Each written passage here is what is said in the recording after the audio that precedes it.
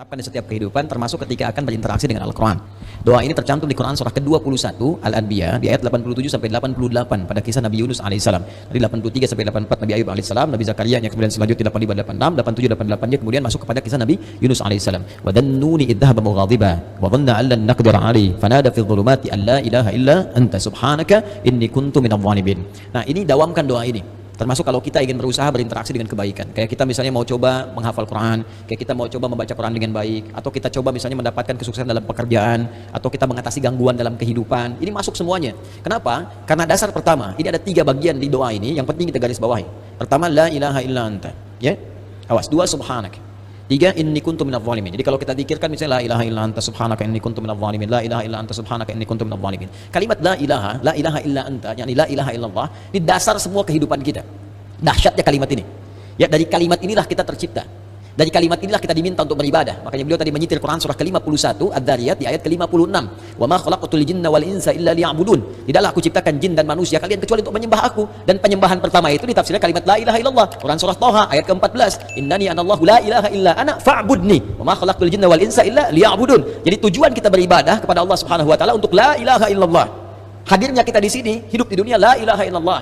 Bahkan orang berjuang jihad fi sabilillah sampai wafat karena la ilaha illallah. Bahkan orang kalimat terakhirnya dalam hidup untuk la ilaha illallah. Kalimat akhir hidupnya, man qala la ilaha illallah fi akhir hayatihi dakhala al-jannah. Kalau ada orang bisa mengucapkan la ilaha illallah akhir hidupnya, dijamin oleh Nabi sallallahu alaihi wasallam dengan lisannya masuk surga. Bayangkan, kita hidup untuk la ilaha illallah, berjuang untuk la ilaha illallah, wafat pun bisa mengucapkan la ilaha illallah, dijamin semua kebaikan. Jadi ketika kita berdoa menggunakan satu kalimat ini kepada Allah, seakan-akan kita mengatakan, ya Allah, bukankah dengan kalimat ini, bukankah dengan kata ini aku dihidupkan untuk beraktivitas, bukankah dengan kata ini aku diminta beribadah, bukankah dengan kata ini aku diminta untuk berjuang sampai wafat, maka dengan semua keistimewaan di kata ini, ya Allah, mohon kabulkan, aku ingin minta sesuatu, aku sakit, mohon sembuhkan, ya Allah, aku dikerjai orang, mohon lindungi, ya Allah, aku punya kesulitan, mohon mudahkan, ya Allah, subhanak. Subhanak, kata subhanak itu menafikan semua yang tidak setara dengan sifat-sifat Allah. Ya, contoh orang mengatakan Allah punya anak, makanya turun Quran surah kedua ayat 116.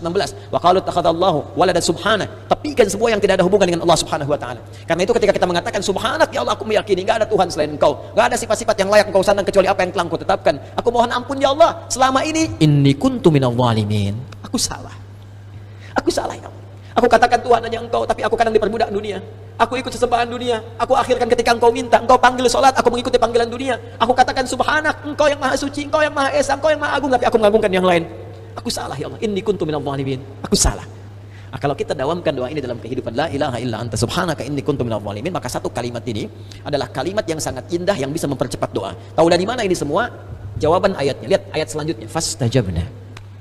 Istikhdami fa. Harfu 'athfin rabitun baina syai'aini bila hudud. Cepat.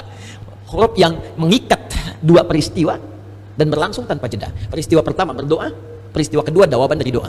Ya. Wa qul wa fi hadhil ayat min ayat 83 84 kullu fastajabna. Di ayu fastajabna. Pakai fa semuanya. Fastajabna, kami akan cepat jawab. Fastajabna, kami akan cepat jawab. Ya. Jadi ketika Yunus alaihissalam memohon kepada Allah, jawaban dari Allah langsung mengatakan, siapa yang mengucapkan man qala la ilaha illa anta subhanaka inni kuntu minadh dhalimin fastajabna. Kami akan jawab, kata Allah Subhanahu wa taala. Ya. Ya, lalu apa yang terjadi kepada Yunus alaihissalam? Fanajainahu minal gham. Ya, kami lepaskan dari kesulitan hidupnya.